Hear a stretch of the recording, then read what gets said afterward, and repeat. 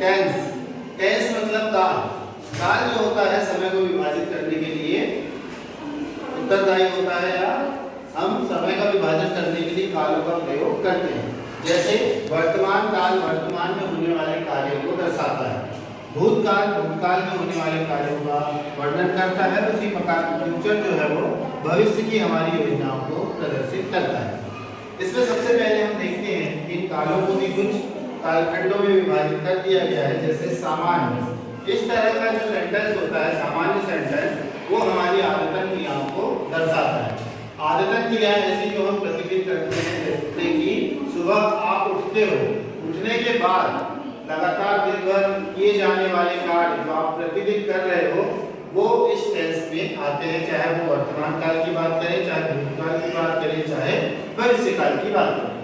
वो आदतें एक निश्चित कालखंड में आपके साथ रहने वाली हैं, और कुछ कालखंडों बाद कुछ आदतें आपकी समाप्त हो जाएंगी और भविष्य में कुछ नई आदतें आपके साथ जुड़ जाएंगी। उसमें हम देखते हैं जैसे आज की डेट में आप स्कूल आते हो, ठीक है, तो अगर किसी लड़के की बात करें तो वह पढ़ता है, तो उसके लिए लास्ट में जो पहचान होगी हिंदी के शब्द में वो क्या होगी? ता है। अगर हम किसी लड़की की बात करें, है ना, तो लड़की क्या बोलेगी? मैं पढ़ती हूँ। और अगर हम बोले उसके बारे में कि वह पढ़ती है, ठीक है, और सब अगर ग्रुप में पढ़ रहे हो तो हम कहेंगे कि वह पढ़ते हैं, ठीक है। यहाँ तक आ गया होगा समझ में। आगे देखते हैं, इसमें हेल्पिंग वर्ब डू और डज का प्रयोग किया जाता है। डू जो है डज का ही देखिए आप एक रूप है। डू जो होता है ये प्लूरल फॉर्म है और डज जो है ये सिंगुलर फॉर्म है। आपने जब नंबर पढ़े होंगे तो आपने देखा होगा कि ईएस जब लगता है किसी नाउन में तो वो प्लूरल हो जाती है, परंतु अगर ये एस ईएस और आईईएस किसी वर्ब के साथ जुड़ जाते हैं तो वर्ब कैसी हो जाती है? सिंगुलर या एक वचन हो जाती है। डू और डज का ही सेकंड फॉर्म होता है डिड। क्योंकि ये पास्ट रूप है तो पास्ट टेंस में प्रयोग किया जाता है। इसमें पास्ट टेंस की आदतें जैसे वहां पढ़ता था, वहां पढ़ती थी, वे पढ़ते थे, इसके लिए था थी और देखे का प्रयोग किया जाता है। सामान्य जो स्टूडेंट होते हैं उन्हें इंग्लिश और हिंदी दोनों में टेंस की पहचान करनी होती है, इसलिए हम दोनों को एक चार्ट के माध्यम से समझ रहे हैं। अब अगर हम भविष्य काल की बात करें तो इसमें शैल और विल का यूज किया जाता है। वर्तमान में ज्यादातर वाक्यों में आपने देखा होगा कि विल का ही यूज देखने को मिलता है। जैसे वह गाना गाएगा, वह गाना गाएगी, वे गाना गाएगी। तो ये आप अगर सेंटेंस के माध्यम से समझो तो जल्दी समझ जाओगे। सुबह उठने से लेकर शाम के सोने तक जो आदतन क्रियाएं हैं वो सब इसमें आती हैं। इस सेंटेंस में यूनिवर्सल ट्रुथ भी आते हैं, जैसे सूर्य पूर्व दिशा से उदित होता है।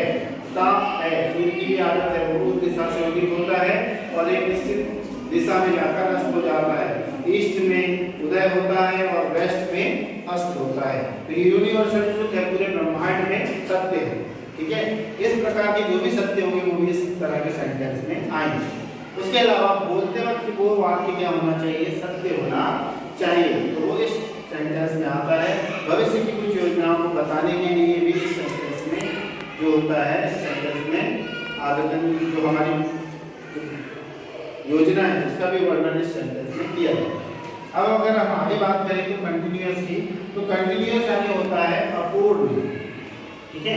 तो इसके नाम से ही समझ में आता है कि इसमें जितने भी सेंटेंस आएंगे, चाहे वो पास्ट टेंस हो, चाहे प्रेजेंट हो, पास्ट हो या फ्यूचर हो, ये वाक्य कैसे होंगे?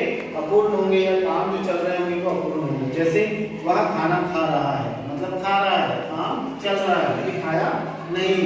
वह खाना खा रही है, लड़की खाना खा रही है, उसका खाना खा के पूरा हुआ नहीं। हम पढ़ रहे हैं या खाना खा रहे हैं समूह में, तो इसमें देखिए आप काम पूरा हुआ नहीं है। इसमें इज, एम और आर जो है हेल्पिंग वर्ब लगती है।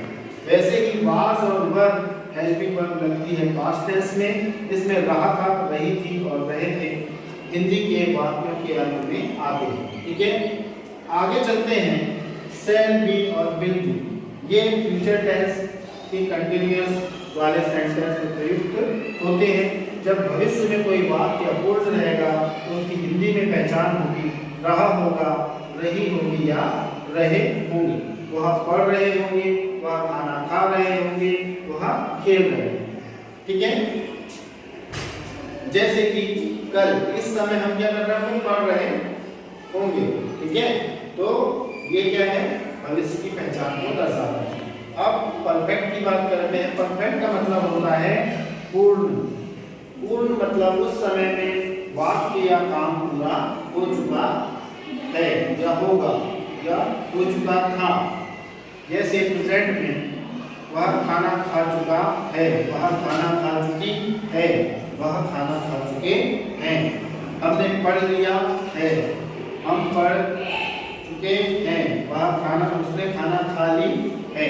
तो ये भी पहचान आपको याद रखनी है। अब यहाँ पर देखते हैं हेड का प्रयोग यहाँ होगा, देखिए एल्यूअल में, है ना। तो चुका था, चुकी थी, चुके थे, पास्ट टेंस में एक काम पूरा हो चुका था। अब अगर हम भविष्य की बात करें तो चुका होगा, चुकी होगी, चुके होंगे। शैल, हैव, विल हैव, इसकी हेल्पिंग वर्ब्स होती है। अब परफेक्ट और कंटीन्यूअस से बनकर एक टेंस बनता है।